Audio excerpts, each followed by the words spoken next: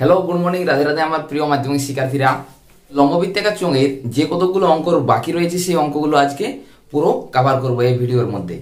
তো এর আগের দিন আমরা 3 থেকে 8 অবধি সমস্ত অঙ্কগুলোই করেছিলাম। আজকে 9 থেকে আবার শুরু করব। তো চলো বেশি কিছু কথা না বলে 9 থেকে অঙ্কগুলো শুরু করি। 7 সেন্টিমিটার বেসের একটি লম্বা গ্যাস জারে কিছুটা জল আছে। ওকে, ওই জলে যদি 5.6 সেন্টিমিটার দৈর্ঘ্যের বেসের 5 সেন্টিমিটার লম্বা একটি নিরেট লোহার লম্ববৃত্তাকার চোঙাকৃতির টুকরো ডোবানো হয়, তবে জলতল কতটা উপরে উঠবে? এটা একটা 7 সেন্টিমিটার ব্যাসার্ধ বিশিষ্ট একটা চোঙ বা গ্যাস জার, যার মধ্যে এখানে একটা চোঙাকৃতি, যার বেস হচ্ছে 5.6 সেন্টিমিটার এবং লম্বটা হচ্ছে 5 সেন্টিমিটার দৈর্ঘ্যের একটা চোঙাকৃতি পাত্র ডোবানো হয়েছে। তাহলে কি পরিমাণ জল অপসারণ হবে? দেখো, আর্কিমিডিসের নীতি অনুসারে কোন তরল পদার্থের মধ্যে কোন পদার্থ যদি ডোবানো হয় তাহলে সেই পদার্থটার সম আয়তন জায়গা দখল করে। বুঝতে পেরেছ? তাহলে দেখো, এই পদার্থটা যে পরিমাণ আয়তন হবে ঠিক সম পরিমাণ কি জলতল উপরের দিকে উঠবে। তাহলে এটার আয়তন সমান চোঙটির আয়তন সমান করলেই হয়। গ্যাস জারটির বেস 7 সেন্টিমিটার। ওকে, একটা অতএব গ্যাস জারটির ব্যাসার্ধ কত হবে? গ্যাস জারটির ব্যাসার্ধ সমান 7/2 সেন্টিমিটার। এটা হচ্ছে ব্যাসার্ধ। লোহার টুকরোর বেস, লোহার টুকরের বেস কত হচ্ছে? 5.6 সেন্টিমিটার। তাহলে ব্যাসার্ধ কত হবে বলো? ব্যাসার্ধ সমান হচ্ছে 5.6/2 সমান 2.8 সেন্টিমিটার। এটা হচ্ছে লোহার টুকরোর ব্যাসার্ধ। উচ্চতা দেওয়া রয়েছে 5 সেন্টিমিটার। উচ্চতা সমান 5 সেন্টিমিটার। পুরো গ্যাস জারটার আয়তন সমান এই লোহার টুকরোর আয়তন, ঠিক সমপরিমাণ জল দখল করবে। তাহলে শর্তানুসারে লিখতে পারি আমরা, শর্তানুসারে গ্যাস জারটির আয়তন সমান লোহার টুকরোর আয়তন।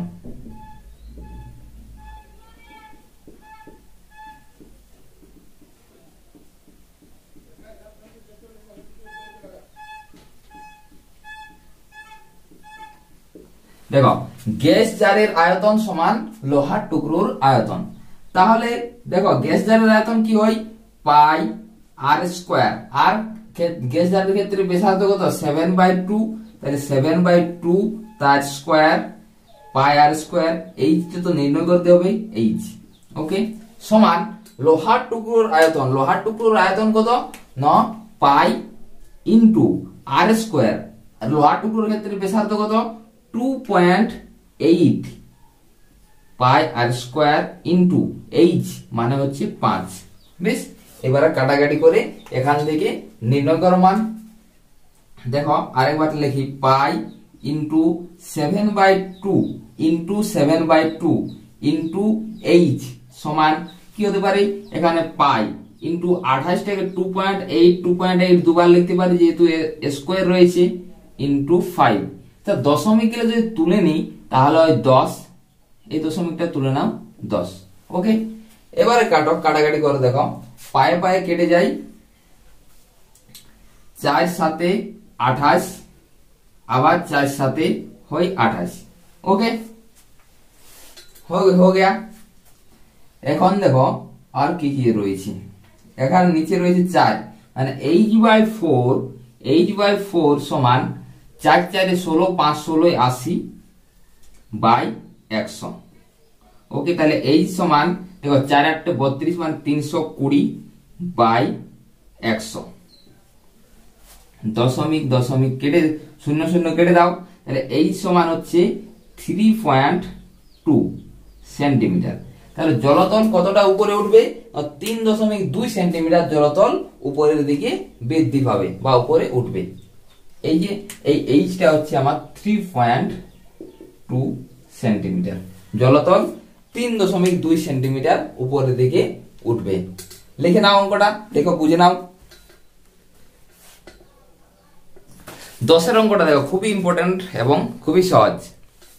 একটি লম্ব চোঙ আকৃতি স্তম্ভের বক্রতলের ক্ষেত্রফল 264 বর্গমিটার এবং আয়তন দেওয়া রয়েছে 924 ঘনমিটার হলে ওই স্তম্ভের বেশ কত, উচ্চতা কত? ব্যাসার্ধ সমান আর মিটার এবং উচ্চতা সমান এইচ মিটার ধরে নাও। ওকে, প্রথম শর্তানুসারে চোঙের বক্রতলের ক্ষেত্রফল বলা আছে 264 বর্গমিটার। তাহলে বক্রতলের ক্ষেত্রফল সমান কি হয়, 2 পাই আর এইচ সমান 264। দেখতে পারি এই দুইটা যেহেতু এই পাশে গুণ আছে, ওই পাশে নিয়ে যাও ভাগ হবে। তাহলে পাই আর এইচ সমান 264/2 সমান কত হবে বলো তো, 132। এটা 1 নম্বর সমীকরণ দাও। ওকে, এই সেকেন্ড শর্তানুসারে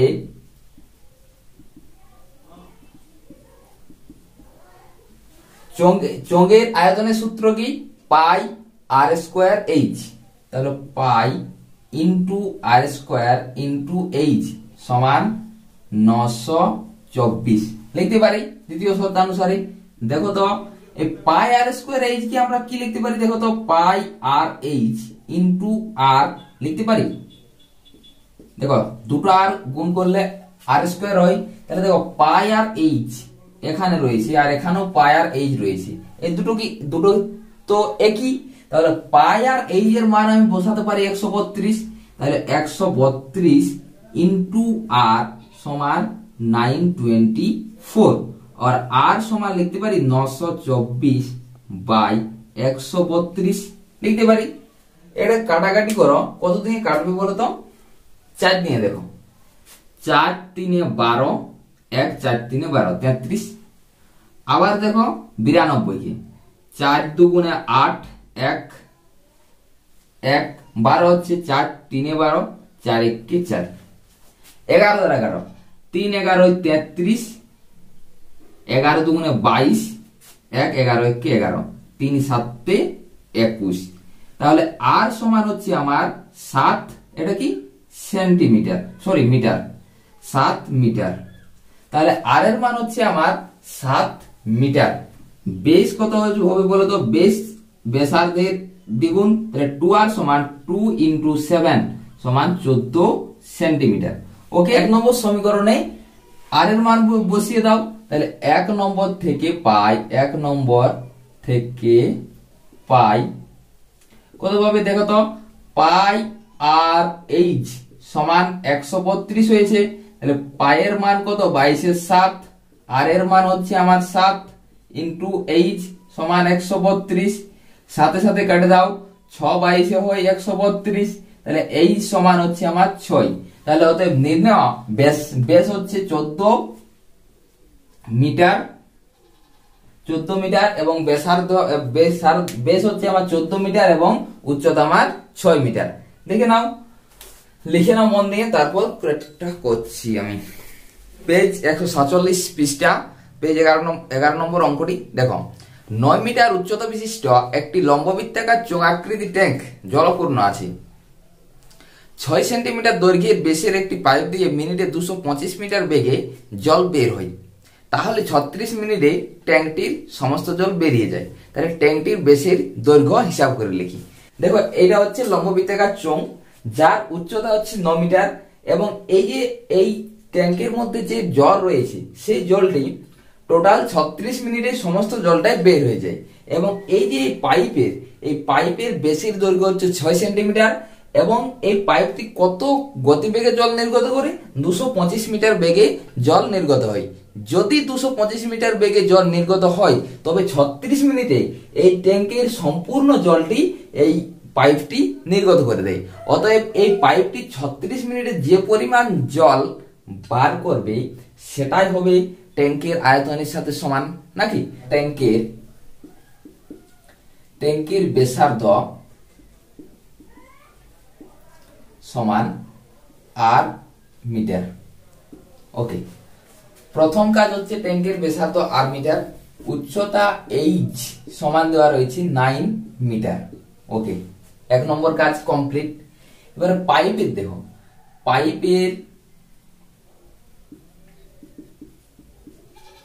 পাইপের বেস বলা হয়, পাইপের বেস বলা হয় যে 6 মিটার। অতএব ব্যাসার্ধ, পাইপটির ব্যাসার্ধ কত হবে তাহলে? অর্ধেক 6/2 সমান 3 মিটার। ওকে, এখন এই যে পাইপের যেটি বেগ সেটাই আমরা উচ্চতা ধরে নিই। অতএব পাইপের উচ্চতা এইচ সমান 225 মিটার। ওকে, তাহলে 36 মিনিটে পাইপটি সমস্ত জল নির্গত করে। তাহলে 1 মিনিটে পাইপটি জল নির্গত করে, 1 মিনিটে পাইপ জল বের করে বা নির্গত করে, যেটা তোমরা লিখবে, বের করে কত বলতো? 1 মিনিটে। অর্থাৎ পাইপটা তো লম্ববৃত্তাকার চোঙ, তাই এই 1 মিনিটে পাইপটি জল নির্গত করে পাই আর। আর এখানে কত? পাইপের ব্যাসার্ধ হচ্ছে পাই r square into H, H হচ্ছে আমার 225। ওকে, তাহলে 36 মিনিটে পাইপ জল বের করতে পারে কত? 36 ইন্টু পাই 3 × 9 ইন্টু 225 ঘন মিটার, নাকি? অর্থাৎ মিটার কিউব, এই পরিমাণ জল নির্গত করে। আচ্ছা, এই যে 36 মিনিটে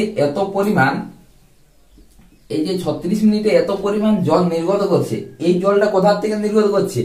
এই ট্যাঙ্ক থেকে। তাহলে ট্যাঙ্কে যে পরিমাণ জলের আয়তন সেটাই হবে পাইপটির আয়তন। অতএব শর্তানুসারে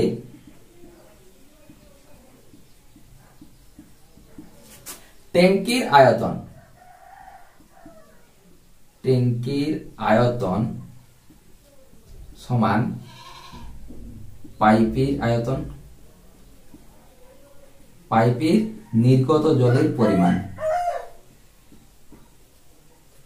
দেখো, ট্যাঙ্কের মোট আয়তন সমান পাইপের নির্গত জল। ওকে, তাহলে ট্যাঙ্কের আয়তন আমাদের কত বলতো?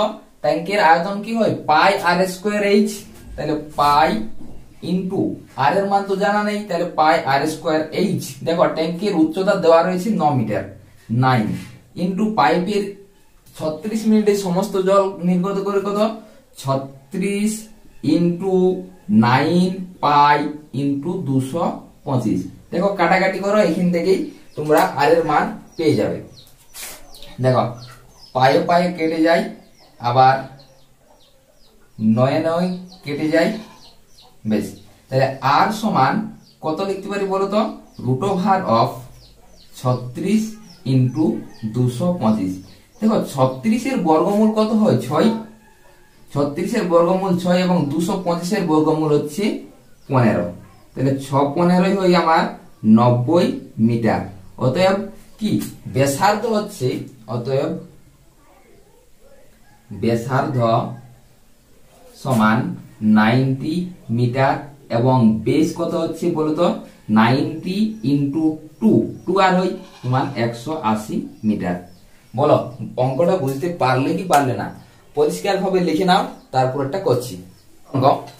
সমান ঘনত্বের একটি লম্ব বৃত্তাকার কাঠের গুঁড়ির বক্রতলের ক্ষেত্রফল 440 বর্গ ডেসিমিটার। 1 ঘন ডেসিমিটার কাঠের ওজন 1.5 কেজি এবং গুঁড়িটির ওজন 9.24 কুইন্টাল হলে গুঁড়িটির বেসের দৈর্ঘ্য এবং উচ্চতা হিসাব করে লিখি। এখানে প্রথম কাজ, যে কোনো অঙ্ক করার প্রথম কাজ হচ্ছে দেখবে যে কি কি দেওয়া রয়েছে এবং একক দেখো বোঝা যায় যে এখানে কি কি নির্ণয় করতে হবে। দেখো, বক্রতলের ক্ষেত্রফল দেওয়া রয়েছে এবং বলেছে যে 1 ঘন ডেসিমিটার কাঠের ওজন 1.5 কেজি। দেখো, 1 ঘন ডেসিমিটার কাঠের ওজন, ঘন ডেসিমিটার এটা কিসের একক? ঘন ডেসিমিটার যেহেতু সবসময় আয়তনের একক হয়, আয়তন নির্ণয় করতেই হবে। বক্রতলের ক্ষেত্রফলকে আমরা এ দ্বারা প্রকাশ করি, তাই বক্রতলের ক্ষেত্রফল দেওয়া রয়েছে 440। আর কি দেওয়া রয়েছে? যে 1 ঘন ডেসিমিটার কাঠের ওজন হচ্ছে 1.5 কেজি। কাঠের আয়তন সমান 1 ঘন ডেসিমিটার, এটা দেওয়া রয়েছে। 1.5 কেজি কাঠের আয়তন 1 ঘন ডেসিমিটার বা 1 ঘন ডেসিমিটার কাঠের ওজন হচ্ছে আমার 1.5 কেজি, এটা দেওয়া রয়েছে। আচ্ছা, পুরো কাঠ, সমস্ত কাঠের ব্লকটির ওজন কত? 9.24 কুইন্টাল, অর্থাৎ 9 কুইন্টাল 24 কেজি। 9 কুইন্টাল 24 কেজি, তাহলে 1.5 কেজি কাঠের আয়তন হচ্ছে 1 ঘন ডেসিমিটার। তাহলে এখান থেকে বলো তো 1 কেজি কাঠের আয়তন কত হতে পারে? 1/1.5 কি? এটা হবে কেজি। তাহলে 9.24 কুইন্টাল। এই কুইন্টালটাকে জিতে প্রকাশ করি তাহলে কত গুণ করতে হয়? 100। তাহলে 9.24 ইন্টু 100, এটা কিসে হবে আমার? কেজিতে, নাকি? তাহলে এটা দশমিকটা উঠান দাও, দশমিকের জন্য একটা 1 আর দুটো সংখ্যা রয়েছে ওই জন্য দুটো শূন্য। 100 100 কেটে দাও, তাহলে 924 কেজি কাঠের ওজন বের হবে এখান থেকে। তাহলে 924 বাই 1.5, এটা কি হবে? কেজিতে পরিণত হবে। সরি, কেজি নয়, এটা ঘন ডেসিমিটার, যেহেতু আমি আয়তন বের করছি। এটা হচ্ছে আমার ঘন ডেসিমিটার। তাহলে অতএব 924 কেজি কাঠের আয়তন হচ্ছে 924 বাই 1.5 ঘন ডেসিমিটার, এটা আয়তন বের হয়েছে। এখন আমরা কি কি নির্ণয় করতে পারি দেখো তো। বলা হয়েছে যে ওই যে কাঠটি রয়েছে সেই কাঠটির বক্রতলের ক্ষেত্রফল হচ্ছে আমার 40 বর্গ ডেসিমিটার। এ সমান দেওয়া রয়েছে 440। ওকে, এটা হচ্ছে বক্রতলের ক্ষেত্রফল। আচ্ছা, যে কোনো চোঙাকৃতি কাঠের বক্রতলের ক্ষেত্রফলের সূত্র কি হয়? 2 পাই আর এইচ। অতএব 2 পাই আর এইচ সমান 440, বা এখান থেকে কি লিখতে পারি বলতো? পাই আর এইচ সমান 440 বাই 2 সমান 220। ওকে, পাই আর এইচ এর মান হচ্ছে 220। ওকে, আর কি দেওয়া রয়েছে বলতো এখান থেকে? এই যে আমরা যে আয়তনটা বের করলাম 924 বাই 1.5, এটা কার আয়তন? সমস্ত গুণিটির আয়তন। তাহলে গুণির আয়তন সমান কি হয়? আমরা পাই আর স্কয়ার এইচ সমান লিখতে পারি 924 by 1.5। Pi r square h কে আমরা লিখতে পারি পাই আর এইচ ইন্টু আর সমান হচ্ছে 924 বাই 15, দশমিকটা তুলে দেওয়ার জন্য উপরে 10 গুণ। ওকে, এটা হচ্ছে আমার পাই আর এইচ। আচ্ছা, পাই আর এইচ এর মান দেওয়া রয়েছে দেখো 220। তাহলে পাই আর এইচ সমান 220 ইন্টু আর সমান 924 ইন্টু 10 বাই 15। ওকে, দেখো 0 0 কেটে যায়, 22 দিয়ে 924 কে কাটো। 22 4 22 88, 88 আর 4 হয় 92, 44, 22 দুগুণে 44। ওকে, তাহলে আর সমান লিখতে পারি 42 বাই 15। কত দিয়ে কাটবে? 5 দিয়ে, 3 দিয়ে দেখো, 3 14 42, 3 5 15। তাহলে হয়তো 14 বাই 5, এটা কি হচ্ছে আমার? ব্যাসার্ধ বের হবে। তাহলে আর হচ্ছে আমার ব্যাসার্ধ যেহেতু, তাহলে আর সমান ব্যাসার্ধ হচ্ছে 14 বাই 5, মানে 5 দুগুণে 2.8 মিটার, সরি ডেসিমিটার, 2.8 ডেসিমিটার। এটা হচ্ছে আমার কি? ব্যাসার্ধ। পায়ের মান কত? 22/7। আর এর মান কত? 14 বাই 5। এইচ এর মান তো নির্ণয় করতে হবে, সমান 220। ওকে, দেখো 7 দুগুণে হয় 14, হয়তো, আর 22 দুগুণে 22 10 হয় 220, আবার 5 দুগুণে হয় 10। আর এই সমান দেখো উপরে 5 রয়েছে, এখানে নিচে 5, 5 5 25। তো উচ্চতা হচ্ছে আমার 25 ডেসিমিটার। অতএব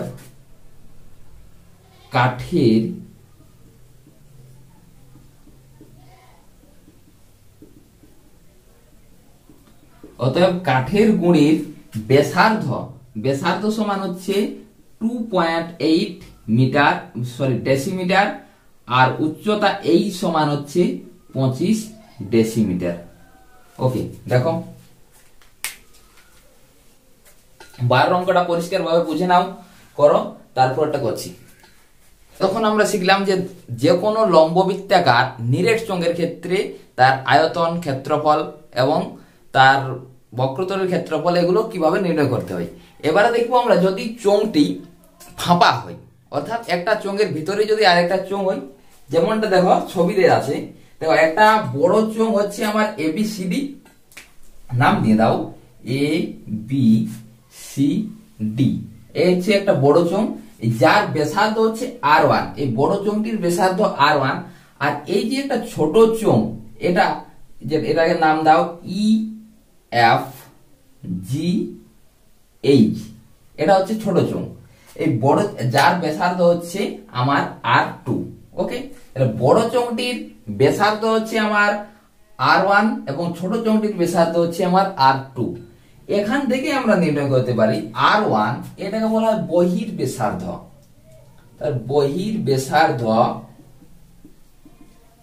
সমান R1। এই যে এখান থেকে যে ব্যাসার্ধ একদম শেষ অবধি, এটাকে বলা হয় বহির ব্যাসার্ধ বা এটাকে বলা হয় R1, এবং এখান থেকে যেটা এইটুকুটা, এই ব্যাসার্ধটাকে বলা হয় R2 বা এটাকে বলা হয় অন্ত ব্যাসার্ধ। অতএব বহির ব্যাসার্ধ R1 এবং অন্ত ব্যাসার্ধ সমান R2 যদি হয়, তাহলে কি হবে বলতো? চোঙের বক্রতলের ক্ষেত্রফল আমরা কি জানি? বক্রতলের ক্ষেত্রফল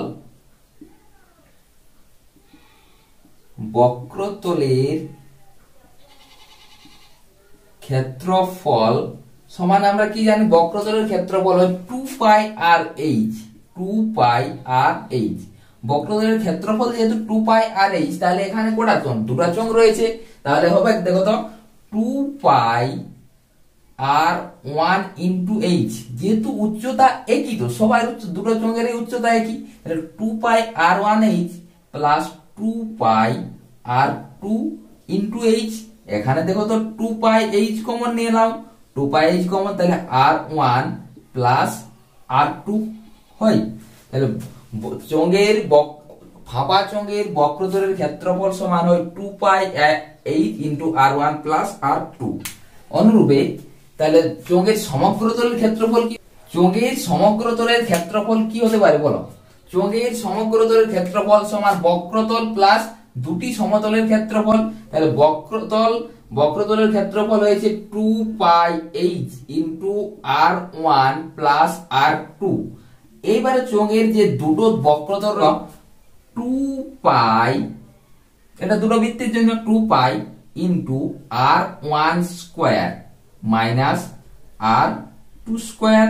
তবে আমরা দেখো 2πh কমন নাও, R1 প্লাস R2 প্লাস এখানে 2π into R1 square minus R2 square সমান কি হবে বলতো? R1 plus R2 into R1 minus R2। এখান থেকে কি কমন নিতে পারো বলতো? R1 প্লাস R2 কমন নিয়ে নাও, 2π কমন লাও, 2π ইন্টু R1 প্লাস R2 যদি পুরোটার থেকে কমন নাও, তাহলে কি কি বেঁচে থাকছে বলতো? এখানে বেঁচে থাকছে h, তাহলে h plus R1 minus R2, এই রাশিটা আমরা পেয়েছি। তাহলে যে কোনো ফাঁপা চোঙের সমগ্রতলের ক্ষেত্রফল হয় 2π into R1 plus R2 into R1 minus R2 plus h, হয়তো? এবারে আসি আমরা আয়তনের সূত্রে। চোঙের আয়তন কি হয়? পাই আর স্কয়ার h। তাহলে এই টুকুটার আয়তনটা কত হবে বলো তো? বড়টা বিযুক্ত ছোটটা, তাহলে পাই R1 স্কয়ার h মাইনাস পাই R2 স্কয়ার h। বড় বহির যেটা ব্যাসার্ধ তার আয়তন প্লাস ছোট ব্যাসার্ধটার আয়তন সমান এইটুকুটার আয়তন আমরা নির্ণয় করতে পারি, ওকে। অতএব এখানে কি কমন যাবে বলতো? পাই ইন্টু h কমন নাও, R1 square minus R2 square. বেশ, এই তিনটে হচ্ছে ফাঁপা চোঙের সূত্র। এই তিনটি সূত্রের দ্বারা আমরা সমস্ত অঙ্কগুলো করতে পারবো। ভালো করে বুঝে নাও, তারপর আবার করছি। দেখো 13 নম্বর অঙ্ক। দুই মুখ খোলা একটি লম্ববৃত্তাকার লোহার পাইপের মুখের বহির্ব্যাস দেওয়া আছে 30 সেন্টিমিটার, অন্তর্ব্যাস দেওয়া রয়েছে 26 সেন্টিমিটার এবং পাইপটির দৈর্ঘ্য দেওয়া রয়েছে 14.7 মিটার। প্রতি বর্গ ডেসিমিটারে 2 টাকা 25 পয়সা হিসেবে ওই পাইপটির সমগ্র তল আলকাতরা প্রলেপ দিতে কত খরচ হবে হিসাব করে লিখি। বহির ব্যাসার্ধ কত হবে? বহির বেস দেওয়া রয়েছে 30, অতএব বহির ব্যাসার্ধ R1 সমান কত হবে? 30/2 সমান 15 সেন্টিমিটার। দেখো যেহেতু ক্ষেত্রফলটা দেওয়া রয়েছে আমার প্রতি বর্গ ডেসিমিটারে, অতএব একেও আমরা ডেসিমিটারে প্রকাশ করে নিই নাকি। 15 সেন্টিমিটার সমান কত ডেসিমিটার হয়? 15/10 ডেসিমিটার। এটা হচ্ছে আমার বহির ব্যাসার্ধ। অন্তঃব্যাসার্ধ কত দেওয়া রয়েছে? অন্তঃব্যাসার্ধ R2 সমান দেওয়া রয়েছে 26 বহির বেস, তাহলে বহির ব্যাসার্ধ হচ্ছে 2, 26/2 সমান 13 সেন্টিমিটার। আচ্ছা 13 সেন্টিমিটার সমান কত ডেসিমিটার হয় বলো তো? 10 দ্বারা ভাগ করো সেন্টিমিটারকে, তাহলে 13/10 ডেসিমিটার। ওকে, তাহলে এখানে আমার বহির ব্যাসার্ধ অন্তঃব্যাসার্ধ পেয়ে রয়েছে। ওকে, উচ্চতা দেওয়া রয়েছে। উচ্চতা H সমান দেওয়া রয়েছে 14.7 মিটার, 14.7 মিটার, 14.7 মিটার। আচ্ছা মিটার থেকে ডেসিমিটার নিয়ে যাও, তাহলে 14.7 ইন্টু 10 সমান 147 ডেসিমিটার। এটা হচ্ছে আমার উচ্চতা।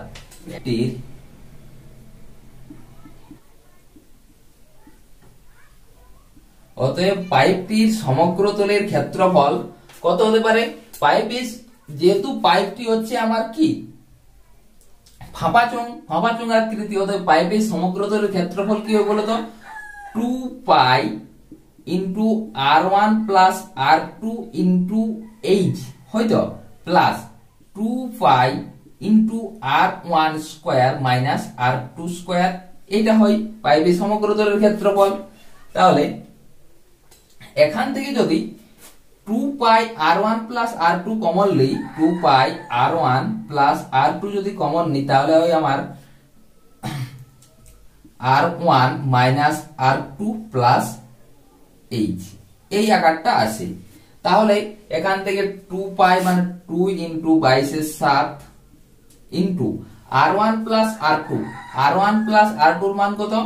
R1 প্লাস R2 অতএব 15/10 প্লাস 13/10। ওকে, ইন্টু এখানে R1 মাইনাস R2 মানে 15/10 মাইনাস 13/10 প্লাস এই এর মান কত? এই এর মান হচ্ছে আমার 147। ওকে, এখান থেকে নির্ণয় করো তো কত কি আছে। দেখো চাপ 2 ইন্টু 22/7 ইন্টু দেখো 10 লসাগু 15 13 যোগ করলে হয় 28, তাহলে 28/10 ইন্টু এটা কত হবে বলো তো? লসাগু হচ্ছে আমার 10। ওকে, 15 minus 13 plus 1470। 2 into 22/7 into 28/10 into দেখো 15 থেকে 13 গেলে 2 হয়, আর 1470 এর সাথে 2 যোগ করলে হয় 1472, এটা 1472/10। ওকে, এবারে কাটাকাটি করো। দেখো 4 7 হয় 28। ওকে, আর কাটাকাটি করার দরকার নাই। দেখো তাহলে আমার হচ্ছে দেখো 22 দুগুণে 4 22 88, 88 দুগুণে 176, 176 ইন্টু 1472/10 এই এত বর্গ মিটার, সরি বর্গ ডেসিমিটার বার হচ্ছে।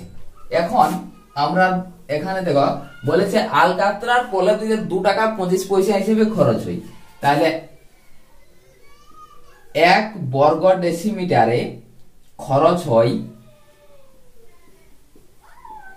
2.25 টাকা। এটা 1 বর্গ ডেসিমিটারে খরচ হয় 2.25 টাকা নাকি? তাহলে এটা কত খরচ হচ্ছে দেখো 176 ইন্টু 1472 বাই 100 বর্গ মিটারে খরচ হয় কত হয় 2.25 ইন্টু 176 ইন্টু 1472 বাই 100। এই দশমিকটা তুলে দাও, নিচে দশমিকের জন্য একটা 1 দুটো 0। 16 4 দিয়ে কাটো, দেখো 4 4 16 আর 1 17, 4 4 16, 4 25 হয় 100। দেখো 8 25 200, 9 25 225, 9 25 225 কেটে গেল। আর কত কত দিয়ে কাটবে বলো তো? আবার 4 দিয়ে দেখো 4 11 44, 4 25 100। 1472 কিন্তু 9 গুণ করে দেখো, 9 দুগুণে 18 8 হাতে রইল 1, 9 দুগুণে 18 8 হাতে রইল 1, 7 9 63 1 64, 4 হাতে রইল 6, 4 9 36, 36 আর 6 42 2 হাতে রইল 4, 9 কে 9 4 13, 13248 ইন্টু 11 বাই 25। ওকে, এবারে দেখো 13248 কে 11 দ্বারা গুণ করো, কত হচ্ছে দেখো, তাহলে 8 8 আর 4 12 2 হাতে রইল 1, 4 আর 2 6 কে 7, 3 আর 2 5, 3 আর 1 4 1, এটা হচ্ছে বাই 25। একে আবার দেখো দশমিকে যেহেতু প্রকাশ হবে তাই 4 দ্বারা উভয় পক্ষকে গুণ করো, 4 দ্বারা উভয় পক্ষকে গুণ করো। 4 1 32 2, 4 দুগুণে 8 আর 3 11 1 হাতে রইল 3, 4 7 28, 4 দুগুণে 8 3 11 1 হাতে রইল 1, 4 7 28 আর 29 আর 9 হাতে রইল 2, 4 5 20 আর 2 22 আর 2 হাতে রইল 2, 4 4 16 2 18 আর 8 হাতে রইল 1, 4 1 4 আর 1 5 বাই 4 25 100। তাহলে দেখো কটার আগে দশমিক হবে, দুটোর আগে, তাহলে 5829.12 টাকা। ওকে, 5829.12 টাকায়। ক্যালকুলেশনটা তোমাদের নিজেরা করে নেবে। দেখো তাহলে অতএব এত বর্গ মিটারে রং করতে খরচ হয় আমার 5829 টাকা 12 পয়সা। বুঝতে পেরেছ? লিখে নাও অঙ্কটা।